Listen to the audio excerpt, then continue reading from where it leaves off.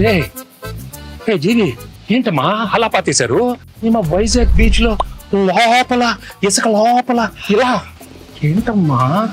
Music sitting అని పిలిచారు sir, పాతేశాడు sir. ఈ అనిల్ చూస్తే వణికేచేస్తుందమ్మా. ఏదో ఒకటి అడుగుతాడు. నాకు తెలిసి పటాసప్పుడు బానే ఉన్నాడు సార్. మీరే బాగా ప్యాంపర్ చేశారు. నేను పాడతా దగ్గర నుంచి ఈయన్ని పాతేసే దాకా తీసుకొచ్చారు. సార్ సార్ సార్ సార్ ఏంటి ఏంటి ఏంటి సార్, సార్, సార్, అక్కడ చూడండి.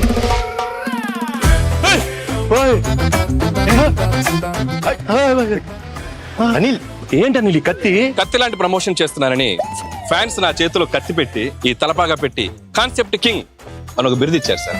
కానీ ఈ కత్తి చూడగానే ముహూర్తం రోజు ఒక కత్తి లాంటి ఒక వైరల్ ఐడియా చేయాలన్నది. కానీ ఎన్ని ఎన్ని ఎన్ని ఐడియాలు నేనే ఇవ్వాలి? ఒక ఐడియా మీరు ఇవ్వచ్చు కదా.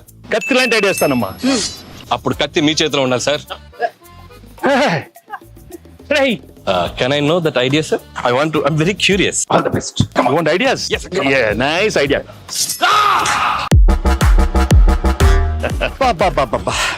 రావిపూడి రక్తంతో విజయ తిలకం దిద్దిన వెంకటేష్ గారు. ఎలా ఉంది అనిల్? వైరల్ ఫీవర్ వచ్చాను నేను బయలుదేరి. ఆగమ్మా అనిలు, ఈ సినిమాలో ఇంకో హీరో ఉన్నాడు. మరి నాతో తిలకం పెట్టించుకోవాలి. వీర తిలకం అమ్మాయిలు కదా పెట్టాలి. ఇద్దరిలో ఒక్కరు పెట్టండి ప్లీజ్. ఇద్దరం పెడతాం.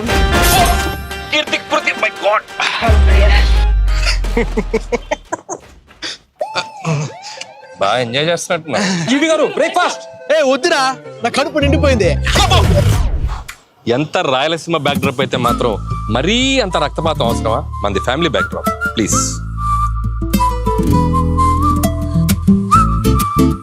మేమంతా ఇప్పుడు కలిసాం, వచ్చే సంక్రాంతికి మిమ్మల్ని కలుస్తాం.